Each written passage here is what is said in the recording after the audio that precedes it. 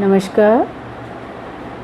पिछले वीडियो में हम लोगों ने स्टडी किया था एक्टिविटी रेशियोज़ का सेकंड कैटेगरी वाले एसेट्स बेस्ड एक्टिविटी रेशियोज़ में रेशियो एनालिसिस में थर्ड रेशियोज़ की जो कैटेगरी है वह है लीवरेज रेशियोज़। लीवरेज रेशियोज़ का मीनिंग होता है कैपिटल स्ट्रक्चर रेशियोज़। ये रेशियोज़ क्या है, जिस तरह से liquidity ratios short term solvency बताते हैं उस तरह से ये leverage ratios long term solvency एक फर्म की, एक कंपनी की हमको बताते हैं। जो बेसिक डिफरेंस है वो ये है कि लॉन्ग टर्म सॉल्वेंसी में हम ये देखते हैं कि लॉन्ग टर्म डेट्स को हमने कितने लॉन्ग टर्म फंड्स से कवर किया है और शॉर्ट टर्म डेट्स को कितने शॉर्ट टर्म फंड्स से कवर किया है।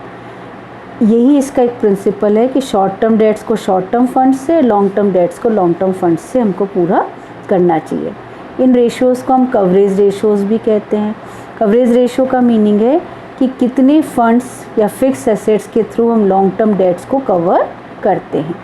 ये रिलेशनशिप बताते हैं डेट को हम कितना सर्व कर सकते हैं, ऋणों को हम कितना आसानी से चुका सकते हैं। तो ये डेट सर्विसिंग रेशियोज़ के नाम से जाने जाते हैं। इसमें जो मेन हमारे सामने है वो है, सबसे पहला आता है debt equity ratio. Debt equity ratio क्या कहलाता है? जो long term relationship between long term debts to share holders fund या जितने भी लॉन्ग टर्म डेट्स हैं और उनका शेयर होल्डर फंड से कितना रिलेशन है। लॉन्ग टर्म डेट जो एक्सटर्नल है और शॉर्ट टर्म जो शेयर होल्डर्स फंड है वो इंटरनल है। तो डेट इक्विटी रेशियो क्या कहलाएगा? External equity upon internal equity. What is external equity? External equity में हम क्या क्या लेते हैं? बाह्य ऋणों में all long term and short term debt like debentures, mortgage loan, bank loan, public deposits, loan from financial institutions and all current liabilities। तो external equities में इन सारे long term loans के साथ current liabilities भी हम लोग लेते हैं। और what is internal equity? आंतरिक समता पूंजी क्या होती है? जो कि शेयर होल्डर्स का फंड होती है। वो क्या क्या है? Preference share capital, equity share capital, revenue and capital reserves, credit balance of profit and loss account, fictitious assets यदि उनका कोई वैल्यू है तो अपन लेते हैं, और preliminary expenses, discount and issue of debenture shares etcetera. इन सबको हम लोग जो फिक्टिशियस एसेट्स में आते हैं उनको हम लोग क्या करते हैं? माइनस करते हैं। तो इंटरनल इक्विटी में हम शेयर होल्डर्स फंड को लेते हैं। तो यदि 1:1 आता है सपोज़, तो वो माना जाता है बिल्कुल आइडियल कि डेट जितना है उतनी ही हमारे पास इक्विटी है। इसका जो दूसरा फार्मूला है वो है alternate formula, long term dates upon share holders fund और नेटवर्थ और इंटरनल इक्विटी।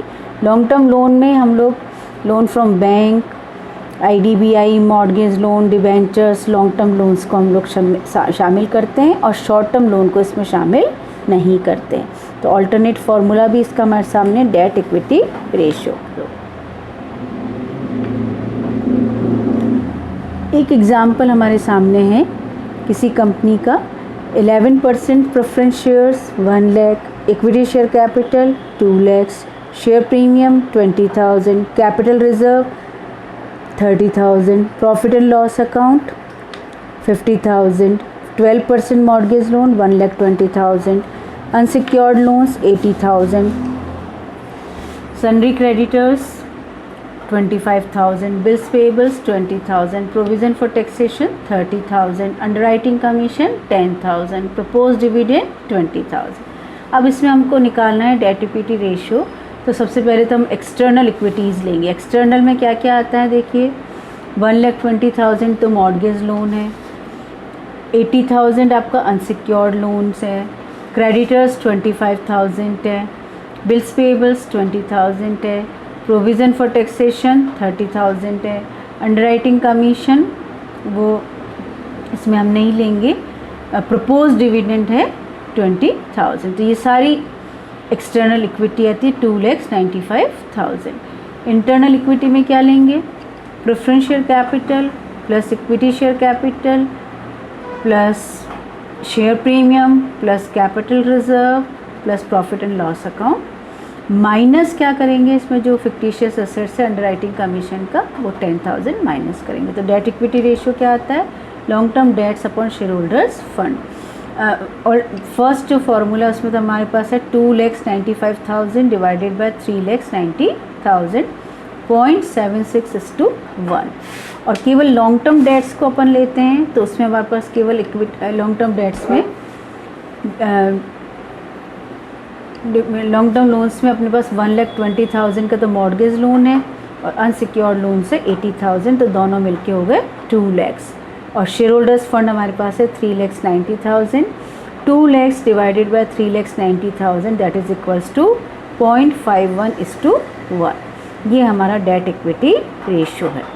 दोनों में फ़र्क क्या है कि जो डेट है वो कम है और इंटरनल इक्विटी हमारे पास ज़्यादा है, तो इस फर्म के पास सफिशिएंट अमाउंट है लॉन्ग टर्म डेट्स को रीपे करने के लिए।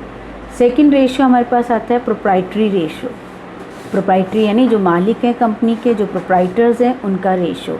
इसको हम equity ratio, net worth to total assets ratio भी कह सकते हैं।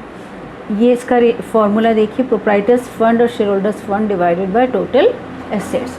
अब ये प्रोप्राइटर्स फंड क्या है, जो हमने पहले नेटवर्थ रेशियो में देखे थे। नेटवर्थ का मीनिंग है प्रोप्राइटर्स का फंड क्या क्या होता है, preference share capital plus equity share capital plus reserves and surplus minus fictitious assets. और टोटल एसेट्स में हम लोग क्या लेते हैं, fix assets plus current assets, जिसमें से इंटेंजिबल एसेट्स जैसे गुडविल है, पेटेंट है, कॉपीराइट है, इनको हम इंक्लूड नहीं करते हैं। तो ये जनरल जो फाइनेंशियल पोजीशन है, जो अपनी स्थिति है, उसके बारे में बताता है। ये हमारे प्रोप्राइटरी रेशियो कहलाता है। इसमें इसका जो आता है पार्ट वो है फिक्स एसेट्स का प्रोप्राइटर्स फंड से क्या रिलेशन है। इसको अपन केवल फिक्स एसेट्स से कंपेयर करते हैं तो वो आता है fix assets minus depreciation upon proprietors fund. और करेंट एसेट्स से लेते हैं तो current assets upon proprietors fund. ये प्रोप्राइटरी रेशियो के 2 पार्ट हैं, fix assets and current assets से प्रोप्राइटर्स फंड का रिलेशन। थर्ड आता है सॉल्वेंसी रेशियो और debt to total assets ratio. Solvency का मीनिंग क्या है, सॉल्वेंसी है कि हम अपने आउटसाइड लायबिलिटीज़ को कितना पे कर पा रहे हैं, यानी it measures the relationship between total outside debt and total assets of the business. Solvency ratio क्या कहलाता है, total outside debt upon total assets. Outside debt का मीनिंग हो गया लॉन्ग टर्म और शॉर्ट टर्म डेट्स, और टोटल एसेट्स हमारे सामने ही टोटल एसेट्स माइनस डेप्रिसिएशन, ये मिलके टोटल एसेट्स आता है। तो let us have an example. अगला एग्जांपल क्या है, ए लिमिटेड का हमारे सामने फिगर्स हैं। Goodwill 80,000, land and building 3,50,000, plant and machinery 3 lakhs, furniture fittings 40,000, trade investments 1 lakh, debtors 1,05,000, stock in trade 65,000, cash in hand 40,000, prepaid expenses 10,000, preliminary expenses 25,000। Liabilities में हम देखते हैं 11% प्रेफरेंस शेयर कैपिटल है, equity share capital है, share premium है, general reserve है, profit and loss account 12.5% debentures 2 lakhs के हैं, ट्रेड क्रेडिटर्स 55,000 है, bank overdraft 20,000, outstanding expenses 10,000, provision for taxation 30,000। अब यहाँ पर हमारे पास जो टोटल डेट्स हैं उसमें हमने क्या क्या लिया है, debentures, creditors, bank overdraft plus outstanding expenses and provision for taxation, ये सारा हमारा एक्सटर्नल है। और प्रोप्राइटर्स फंड में हमने क्या लिया है, preference share capital plus equity share capital plus share premium plus general reserve plus P&L account minus preliminary expenses. और लॉन्ग टर्म डेट्स हैं जो क्या कहलाते हैं, आउटसाइड के 2 lakhs के हमारे पास जो डिबेंचर्स हैं 2 lakhs के। अब फिक्स टोटल एसेट्स हमेशा होता है fix assets plus current asset, जिसमें से डेप्रिसिएशन फिक्स एसेट्स का सब्ट्रैक्ट किया जाता है। अब डेट इक्विटी रेशियो में अपन एक्सटर्नल इक्विटी हमारे पास आई थी 3,15,000 और इंटरनल इक्विटी आई थी 7,75,000, वो हमारे पास आया 0.41:1। और प्रोप्राइटरी रेशियो में अपन देखें प्रोप्राइटर्स फंड, तो प्रोप्राइटर्स फंड अपने पास था 7,75,000 और टोटल एसेट्स हमारे पास क्या थी 10,90,000। तो तो वो हमारा आता है 0.71:1। ये प्रोप्राइटरी रेशो हो गया। एंड थर्ड आता है सॉल्वेंसी रेशो, यानी टोटल डेट्स के लिए हमारे पास कितनी एसेट्स अवेलेबल है। टोटल डेट्स है 3,15,000 डिवाइडेड बाय 10,90,000, 0.29:1। तो और ऑल्टरनेटिवली आपके सामने ऑप्शन है सॉल्वेंसी रेशो को निकालने के लिए 1 माइनस प्रोप्राइटरी रेशो, तो वो आएगा 1 माइनस 0.71, 0.29। ये तीनों रेशोज़ हमारी लॉन्ग टर्म सॉल्वेंसी को बताते हैं कि कोई भी फर्म अपने एसेट्स के बेसिस पर कितना लॉन्ग टर्म पेमेंट कर सकती है, रीपेमेंट कर सकती है। फोर्थ हमारे पास आता है इसका fix assets ratio. Fix assets ratio का किससे रिलेशन निकाल रहे हैं? लॉन्ग टर्म फंड्स से। ओनली फिक्स एसेट्स, प्रीवियसली हम लोगों ने करंट एसेट्स भी लिया था, यहाँ हम फिक्स एसेट्स की बात कर रहे हैं जिसमें से डेप्रिसिएशन माइनस होता है। और लॉन्ग टर्म फंड्स में अपन equity share capital, preference share capital, reserve and surplus and long term liabilities को लेते हैं। ये कहते हैं कि फिक्स एसेट्स जो हैं वो लॉन्ग टर्म फंड्स को प्रोवाइड करने के लिए काम में आनी चाहिए। जैसे ये कोई 1.5 आता है तो कह रहे हैं this ratio is more than 1, it indicates that long term funds have been employed to finance working capital also besides the fix funds, fix assets. इसका मतलब हुआ कि एक से ज़्यादा आने पर हमने जो अपने लॉन्ग टर्म फंड्स हैं उससे वर्किंग कैपिटल को भी हमने मैनेज किया है। तो इसलिए वर्किंग कैपिटल को तो परमानेंट वर्किंग कैपिटल के रूप में लेना चाहिए, और यदि एक से कम आएगा तो ये लगेगा कि शॉर्ट टर्म फंड्स से हमने फिक्स एसेट्स को ख़रीदा है। तो ये इससे हमको निकलता है, इन्फरेंसेस हम लोग ड्रॉ कर सकते हैं कि हमारी लिक्विडिटी पोजीशन कैसी है। फिर आता है capital gearing ratio. Gear word कहाँ से आया? गियर वर्ड आया है जो अपन व्हीकल्स चलाते हैं तो उसमें कम या ज़्यादा उसकी स्पीड अप करने के लिए गियर चेंज करते हैं। सिमिलरली कंपनी में क्या होता है, इक्विटी शेयर होल्डर्स फंड और फिक्स कॉस्ट बियरिंग फंड्स होते हैं। अब ये फिक्स कॉस्ट बियरिंग फंड्स कौन से हैं? डिबेंचर्स हैं। क्यों? चाहे आपको लॉस हो रहा हो चाहे प्रॉफिट हो रहा हो, आपको डिबेंचर होल्डर्स को तो इंटरेस्ट पे करना ही पड़ता है, इसलिए वो क्या कहलाते हैं? Fix cost bearing funds. और इक्विटी शेयर होल्डर्स को तो डिविडेंड प्रॉफिट होने पे दिया जाता है और लॉस होने पर उनको लॉस बियर करना पड़ता है। तो कैपिटल गियरिंग रेशो क्या हुआ? Fixed cost bearing capital divided by variable cost bearing capital. यहाँ फिक्स्ड कॉस्ट बियरिंग कैपिटल का मीनिंग क्या है? जो कि डिबेंचर्स और प्रेफरेंस शेयर कैपिटल होता है उन्हें हमको पहले पेमेंट करना है। और वेरिएबल कॉस्ट क्या होती है? शेयर होल्डर्स फंड, जिसको कि कभी कम कभी ज़्यादा हम लोग पेमेंट कर सकते हैं डिविडेंड के फॉर्म में। इसलिए दोनों का जो रिलेशन है वो कहलाता है capital gearing ratio. Capital gearing ratio में हमारे ये इसलिए इम्पॉर्टेंट है जो कि कंपनी को बताता है कि किसका स्टेक ज़्यादा है, डिबेंचर होल्डर्स का स्टेक ज़्यादा है या इक्विटी शेयर होल्डर्स का स्टेक ज़्यादा है, और किसको कितना रिटर्न कंपनी दे रही है। यहाँ देखिएगा फिक्स एसेट्स 4 लाख है, ABC लिमिटेड की बैलेंस शीट है, stock 60,000, debtors 40,000, bank 80,000, prepaid expenses 20,000, share issue expenses 10,000। 11% preference share capital है, इक्विटी शेयर कैपिटल है, जनरल रिजर्व है, 8% लोन ऑन मॉर्गेज है, 12% डिवेंचर्स हैं, ट्रेड क्रेडिटर्स 80,000 है, बैंक ओवरड्राफ्ट 20,000 है, प्रोविज़न फॉर टैक्सेशन है, प्रॉफिट एंड लॉस अकाउंट है। Debt equity ratio तो क्लियर है कि एक्सटर्नल अपॉन इंटरनल आ जाएगा, वो तो 1:1 आया है। और फिक्स एसेट्स रेशो में भी long term funds upon fix assets करते हैं। तो लॉन्ग टर्म फंड्स क्या क्या हैं? हमारे पास प्रेफरेंस शेयर कैपिटल है, इक्विटी शेयर कैपिटल है, जनरल रिजर्व है, लोन ऑन मॉर्गेज है, तो ये हमारी लॉन्ग टर्म फंड्स हैं। और फिक्स एसेट्स हमारी है, फिक्स एसेट्स 4 लाख है, तो ये तो फिक्स एसेट्स रेशो हो गया 1.15:1। यहाँ पे हमको जो इम्पोर्टेंट पॉइंट है वो है capital gearing ratio. Capital gearing ratios में फिक्स कॉस्ट बियरिंग कैपिटल क्या क्या है?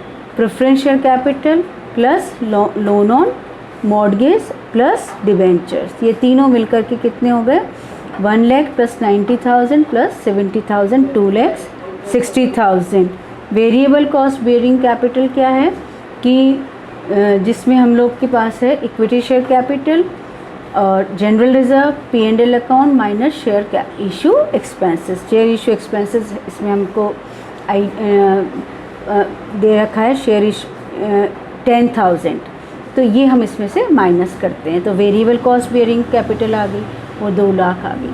तो fix cost bearing capital 2,60,000 divided by 2 lakh, ये हमारा आ गया कैपिटल गियरिंग रेशियो, जिसके वर्किंग नोट्स हमारे सामने है, कैसे कैसे कंप्यूटेशन हमने इनका किया है। लास्ट इसमें आता है इंटरेस्ट कवरेज रेशियो और डेट सर्विस रेशियो। जैसा कि नाम से बता रहे डेट सर्विस, यानी डेट को हम कितना सर्व कर पा रहे हैं। सर्व किससे करते हैं? इंटरेस्ट से करते हैं। जितना ज़्यादा हम इंटरेस्ट पे करते हैं उतना ही हमारा पर बर्डन है। इसका मतलब जो लॉन्ग टर्म सॉल्वेंसी के रूप में, जो लॉन्ग टर्म फंड्स से रिलेटेड है, उसमें हम इंटरेस्ट के रूप में कितना दे रहे हैं। ये कैसे डिटरमिन करेंगे? Earnings before interest and taxes, net income before interest and tax divided by fix interest charges. ये फिक्स इंटरेस्ट चार्जेस क्या हैं? जो हम किसी भी लोन पे या डिबेंचर होल्डर्स को देते हैं, वो हमारे फिक्स इंटरेस्ट चार्जेस है। इससे हमें क्या पता पड़ता है? इससे ये पता पड़ता है कि प्रॉफिट्स में से कितना ज़्यादा रेशियो हम इंटरेस्ट के रूप में पहले लॉन्ग टर्म लोन्स पे कर रहे हैं। तो in respect of payment of interest regularly हमको देना पड़ता है रेगुलरली। तो जो हायर रेशियो आता है उसमें लेंडर को बेनिफिट है क्योंकि वो तो सिक्योर्ड है, और लोअर रेशियो आता है तो फर्म सेफ है और डेट को वो ज़्यादा नहीं दे पा रही है। तो जो क्रेडिटर्स हैं वो एश्योर नहीं होते हैं कि उन्हें पेमेंट मिलेगा या नहीं मिलेगा। ये कहलाता है इंटरेस्ट कवरेज रेशियो। तो ये हमारे इस कैटेगरी के रेशियोज़ यहाँ पे कंप्लीट होते हैं और नेक्स्ट वीडियो में हम आगे की कैटेगरी डिस्कस करेंगे।